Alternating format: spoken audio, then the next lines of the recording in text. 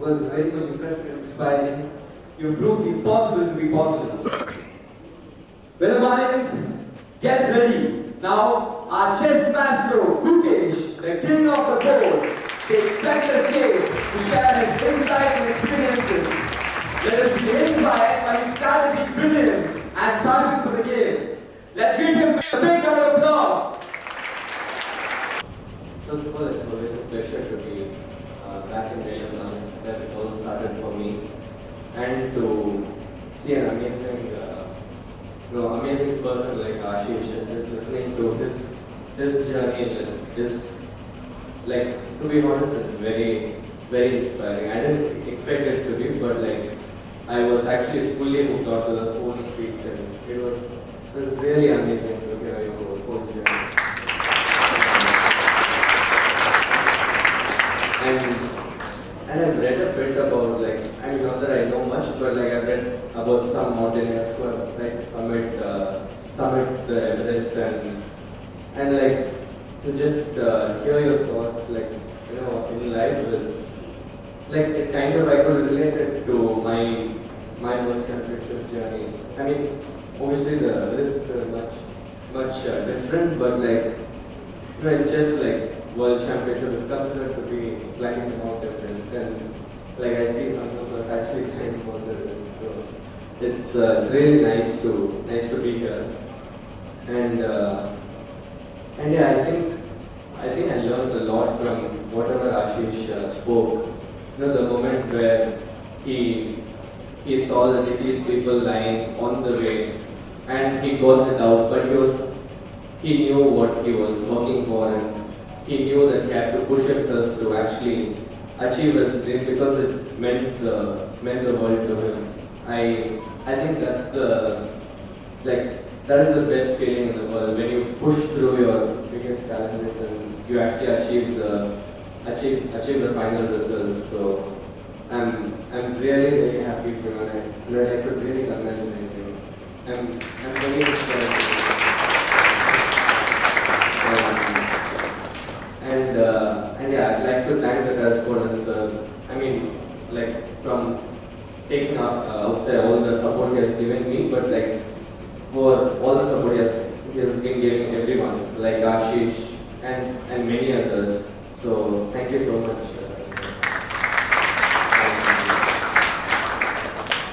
And yeah, I don't wish to speak too much. I think Ashish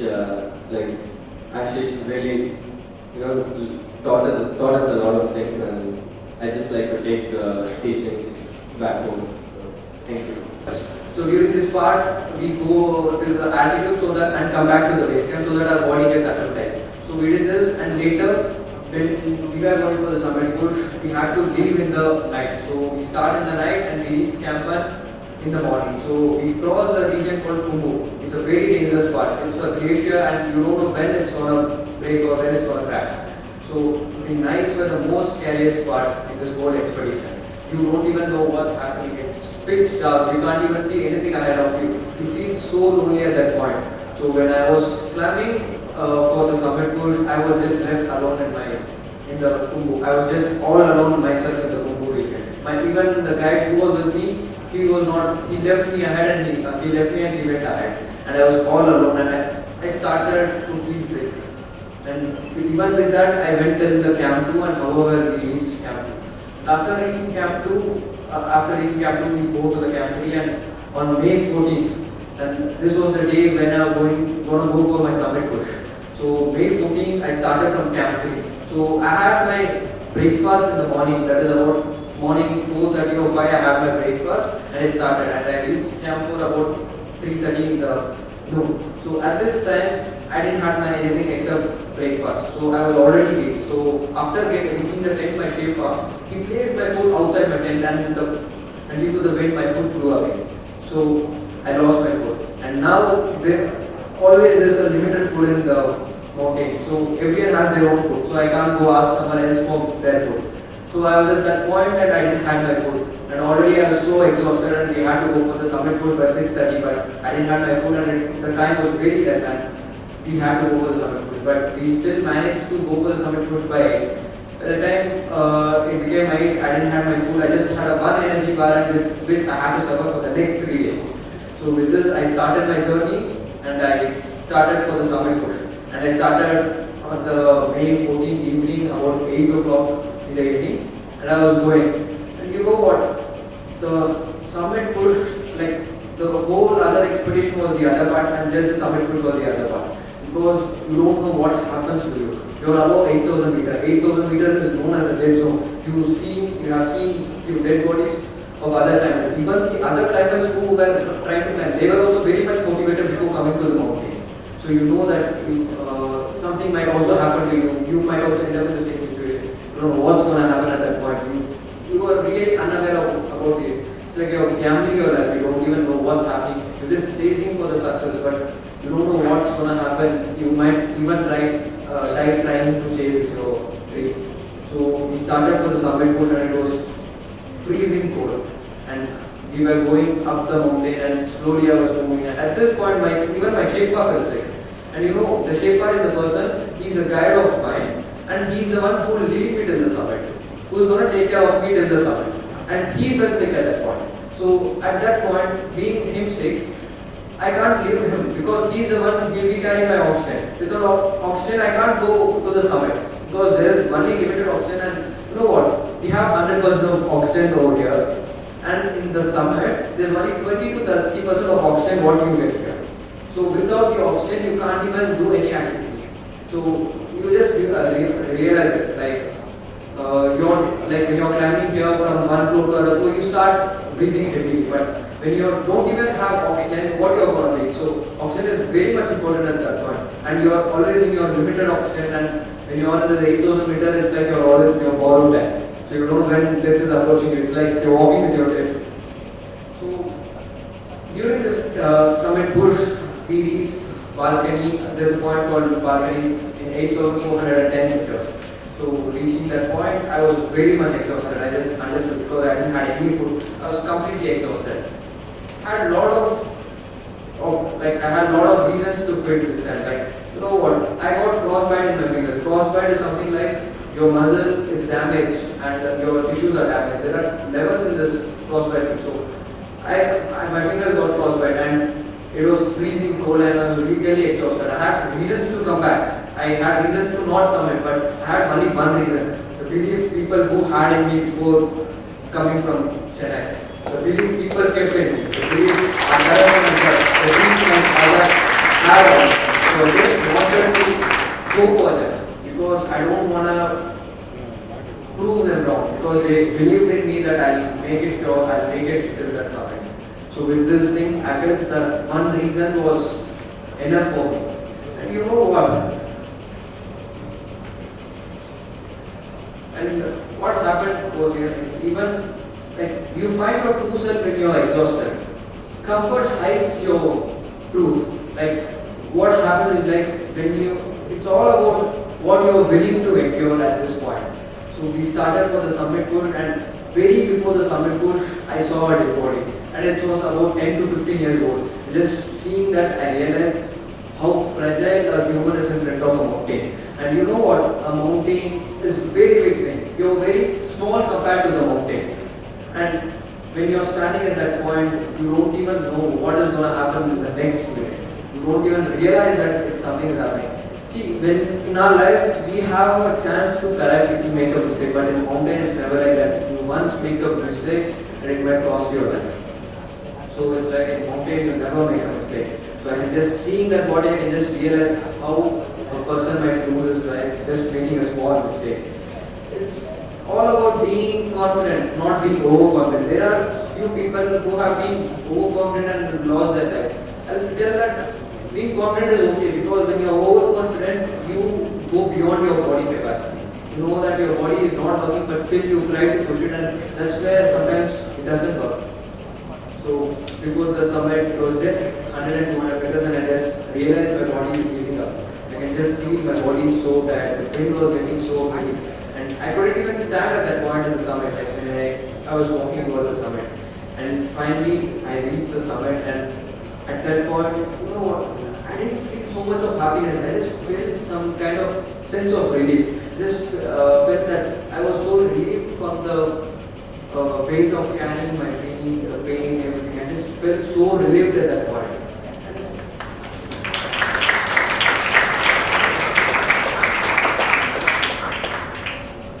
It was like a separate kind of, it is a different kind of an adrenaline rush which you don't understand. Like when I was at that moment, I don't know why I didn't feel to jump and to celebrate the moment. I just felt so happy that okay, I just achieved my dream.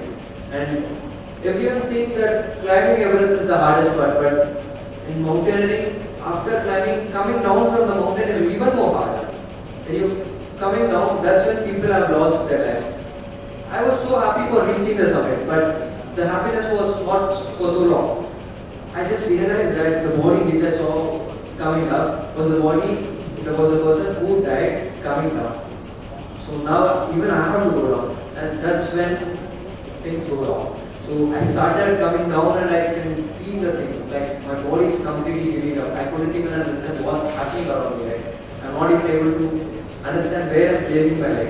It was completely out of my control. Like I couldn't even control myself. And I was the last person. I was the last person in the summit time.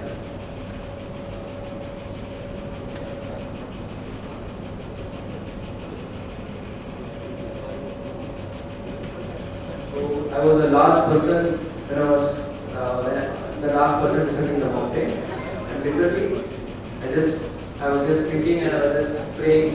கடவுளே என்ன கீழே மட்டும் கொண்டு போயிடுங்க, எனக்கு வேற எதுவுமே வாழ்க்கையில வேணாம். Because at that moment, அந்த மூமெண்ட்ல எனக்கு வேற எதுவுமே தோணல.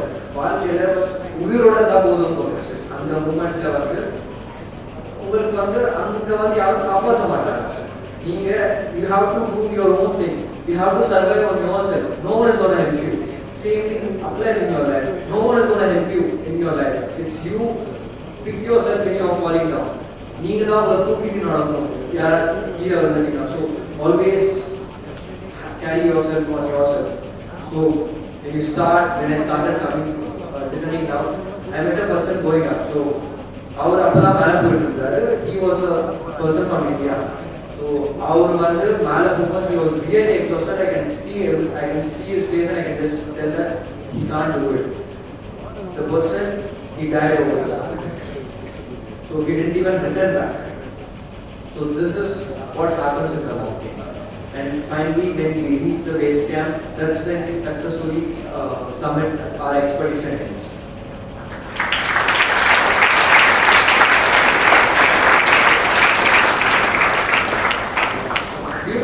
What made my summit special? We started for the summit push on May 11th and submitted on May 15th and I reached back in base camp on May 17th. Every other team had the same plan of doing this thing. And everyone planned to go on May 11th and they thought of summiting. But on May 10th, before the day of our summit, we just got the weather report. And the weather report ended summit the weather is very much horrible. Like weather is not even good at the summit. So literally every teams in the base camp, 90% of the base camp teams in the base camp, 90% of the teams in the base camp, the expedition cancel பண்ணிட்டு they were planning to go after the May 18. So May 14 later May 18 வரைக்கும் this weather was not good. So but still my team and us we decided to go on that point. Even Indian army team, they cancelled their expedition because of this weather climate. But still, in our team, we decided we go for the summit push. And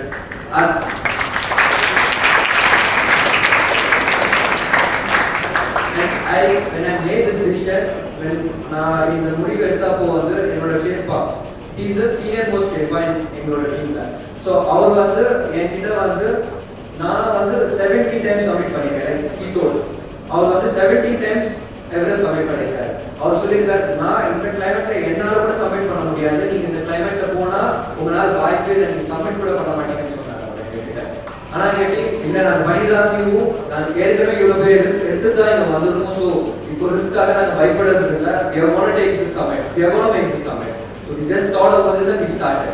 And our team was so determined and we successfully submitted. But unfortunately, one person we lost. One in the expedition we lost because of his overconfidence. He told him, நீங்க கீழே வந்துருங்க உங்களால முடியலன்னா it's not a really bad thing because mountain அங்கதான் இருக்க போகுது. And the mountain is not going to go somewhere else. You can even go climb next year. நீங்க next year போய் climb பண்ண போலாம். ஆனா ஒரு வாட்டி உயிர் போயிடுச்சுன்னா it's not going to come back. So we told him that, but everything overconfident, it's going to destroy you. So let's tell, even in your life, don't be overconfident. Being confident is different. ஆனா overconfident ஆகிறது it will destroy your life. You will understand it at one point.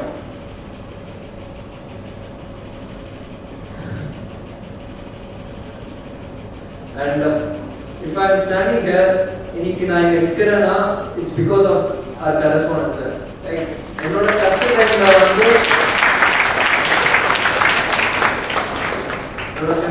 வந்து he was a rock for me. He stood with me. And அவரோட one strong word of motivation and the one hand of support, it can change anyone's life. So அவர் வந்து like I want to heartfully thank our correspondent sir for giving me this opportunity. And this summit was not about, and this expedition was not about summiting to the top. It was about overcoming my grief and self-belief of me. And I wanted to prove everyone wrong who thought I was wrong.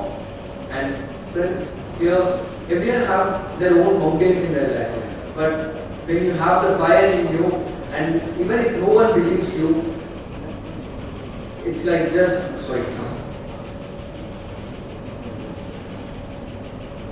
even if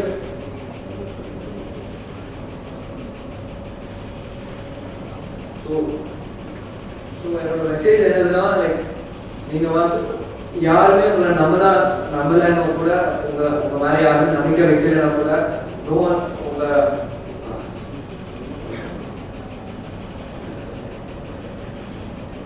if you have the fire inside you and even if no one believes you, you can move the world.